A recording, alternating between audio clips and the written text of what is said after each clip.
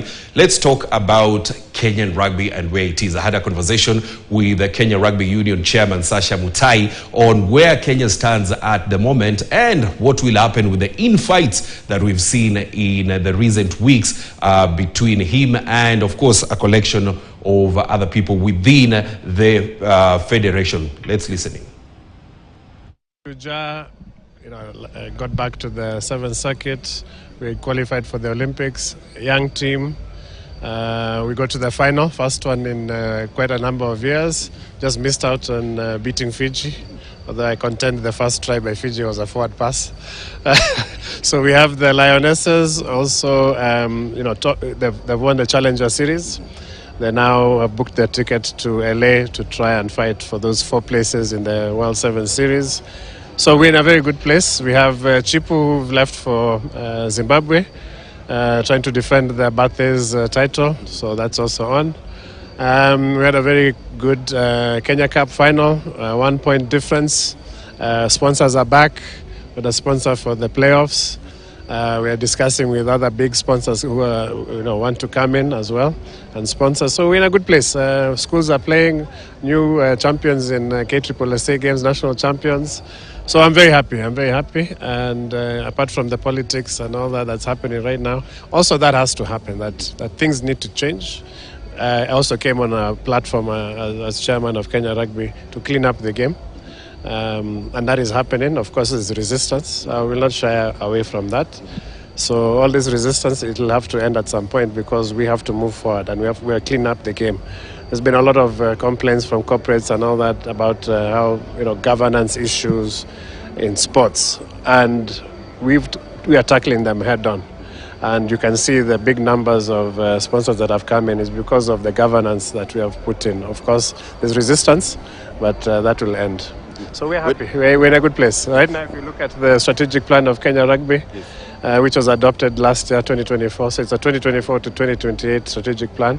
It was adopted at last year's AGM, which was my manifesto when I ran for office. And it has been codified and accepted by the affiliates. We are achieving quite a number of the things. One thing that we're looking at is, of course, getting infrastructure, rugby infrastructure, specific rugby infrastructure. So RFUA, land and all those issues, we've started tackling them head on to get the lease into Kenya Rugby Union's name. Also pushing government to release the lease for Kasarani. And we have private partners who have expressed interest. So we're at that level and we have to. And I'm very optimistic that we are going to achieve everything that we have set out to achieve. When you spoke about resistance and you say that you are trying to put the house in order, but there's resistance. Why do you feel like, or rather, why do you think the people that you're working with don't want you there? Not all the people. There's just a few elements, and unfortunate, but it's just personal interest. And for me, it's all about the players. We put aside our personal interest, our club interest. When you get onto the board, you're not representing Mwamba, or you're not representing Cabras or Kenya Harlequins or Mean Machine. You're there for Kenya, for the entire Kenya Rugby, and put personal interest at the side. So we discovered quite a number of things that were not in line with good governance, put things in order. And of course, people are not too happy with that. So that has to happen, and that has happened. And of course, there was a trust deficit, and that's why the sponsorships were not there before. Now they're there, and a lot more are coming in because you have to put your foot on the ground and say this is how it's going to be. It's not as usual. Business as usual. It ended when I came into office, and I'm here to clean up. The most important thing as well now is also we have our 15th team preparing for the Rugby World Cup qualifiers, Africa Cup in July in Uganda. We are 3 games away. That is now one big ticket item that I had in my manifesto.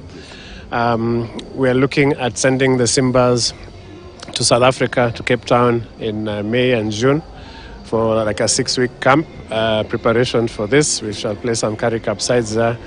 And so we had also advanced stages with potential sponsors for that, for the Simbas, which has also not happened for a while, to get them ready for the Rugby World Cup qualifiers, and also urge the government to put in money, more money into this, because it's an expensive sport. I saw Senator Sifuna today in the Senate talking about the Lionesses. I commend him for that. And yes, we require even more monetary support, because rugby is a big game and it's expensive. And we appreciate our sponsors, Safaricom through M-Pesa, SportPesa, Tusker coming in. We have a few other partners coming in. Crown Paints have come in. So we're getting diverse sponsorships coming in, including even Umbro, our kit supplier and sponsor. The goodwill is there, and I'm very happy. I'm very happy that we're achieving this, because corporate Kenya is back into rugby because we're running things the right way. Sasha, before we finish this conversation, when you came in as the head of the federation, the optimism rather was very high, and you've sailed through that. But now the question people are asking themselves: are we going to, do away with this image of that we have in rugby, where you come in, you have the goodwill, and then fights in fighting starts? Yes, does that image bother you? It does, absolutely. But the main issue is also our constitution. So one of the other things that I had promised in my manifesto was to, change the constitution, amend it, make it progressive. And there's been resistance to that, but I think that shall be ending soon. Because we have to change and of course, also devolve rugby. Not the way the constitution is. It's also been used before against me. I've been a victim of it, and we have to change it, because I'm not going to be here forever. I need to leave a clean house, better than I found it, and that is my main aim. So we're also doing a constitutional review for a progressive constitution that's in line with the Sports Act, which has also been reviewed. But our constitution has to be reviewed so that we don't have this kind of infighting happening and personal, it's this infighting and all that can be solved very easily by having a change in the constitution, because personal interests should never be on this board. This board is for the whole of Kenya. Yeah. Finally, age grade rugby. What are we doing to put more emphasis into that, so that we have the channel keeps going? Yeah. So we are very happy with right now what's happening with the development program. We doubled the number of RDOs, regional development officers, since I came in. We put in also Paul Odera as director of rugby, who is also the under-18 coach for Kenya. He's also chosen the Kenya under-18 team, so we are using also the Kenya Academy of Sport, changing things and bringing in the best talents in. This year, we have been talking to SARU, South Africa Rugby Union, to get in a Kenya under-18 team to the Academy Week in South Africa.